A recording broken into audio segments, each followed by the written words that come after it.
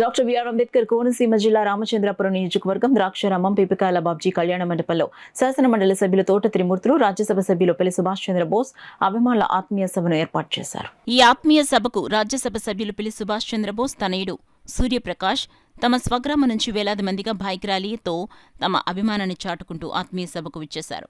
కార్యక్రమంలో త్రిమూర్తులు మాట్లాడుతూ, మేమంతా ఒకే పార్టీలో ఉన్నామని, మా అభిమానులందరూ సూర్యప్రకాష్ని గెలిపించి అత్యధిక మెజారిటీతో గెలిపించాలని కోరారు. బోసు మాట్లాడుతూ, త్రిమూర్తులకు నాకు రాజకీయ వైరమే తప్ప మాకే గొడవలు లేవని, వీరందరి అభిమానం వైఎస్ఆర్ పార్టీని గెలిపించాలని అన్నారు.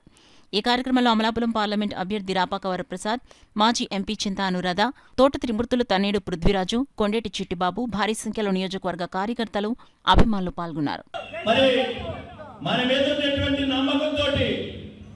సూర్యప్రకాష్ గారిని ఈ రోజుని మరి ఆయన అభ్యర్థిగా ప్రకటించారు.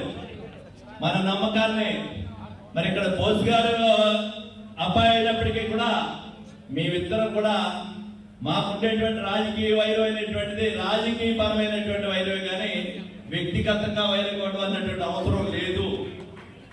వ్యక్తిగతంగా వైరంగా ఉండి రాజకీయ పరంగా వైరంగా ఉన్నప్పుడు ఉన్నటువంటి ఇబ్బందులు చూసాం. ఈరోజు ఇద్దరు కలిసి పనిచేస్తున్నటువంటి పరిస్థితులు కూడా చూస్తున్నాం. ఈ రెండు చూసినటువంటి వాళ్ళు మాకు ప్రజలందరూ సుఖంగా సంతోషంగా ఉండటం కావాలంటే మా వ్యక్తిగతమైనటువంటి స్వార్థం కాదు అనేటువంటి మరొకసారి మీ సందర్భంగా మనం చెప్తున్నాం. ఇక్కడ ఈ రెండు నియోజకవర్గాల్లోనే కూడా రామచంద్రపురంలో కానీ మెండపేటలో కానీ ఈ రెండు నియోజకవర్గాల్లోనే కూడా వైఎస్ఆర్ పార్టీని గెలిపించడం కోసం ఇక్కడ ఉన్నటువంటి మరి నా అభిమానులు నా మనసులు కానీ బోసి గారి అభిమానులు కానీ రెండు నియోజకవర్గాలకు ఓటేస్తున్నాం అనేటువంటి రెండు నియోజకవర్గాలను గెలిపించాలనేటువంటి తన కులం తనకు బేస్ ఓన్లీ ఫౌండేషన్ మాత్రమే. స్ట్రక్చర్ చాలా మంది కావాలి, కానీ నాయకులు ఎవరైనా స్ట్రక్చర్ని చూసుకుని బేస్ని మర్చిపోవడం, బేస్ని చూసుకుని స్ట్రక్చర్ని మర్చిపోవడం, అలా మర్చిపోయినట్టయితే వాళ్ళు చిరకాలం రాజకీయాలను మనుగడ సాగించలేదు.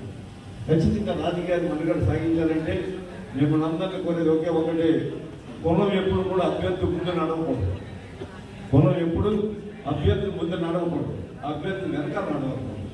అలా నడిస్తే ఆ అభ్యర్థులు ఖచ్చితంగా గెలుస్తారు, దాంట్లో ఏ విధమైన సందేహం లేదు. అంటే అంటే అభ్యర్థి ఏ కులానికి చెందిన వారు కొంచెం తగ్గి మనం సమాజంలో మనం మసలుకున్నట్లయితే ఖచ్చితంగా మిగతా వారందరికీ కూడా అది మనం స్వాగతిస్తారు. దాన్ని మాత్రం దయచేసి ఎప్పటికీ కూడా మర్చిపోవద్దు అనే సందర్భంగా మీ అందరికీ కూడా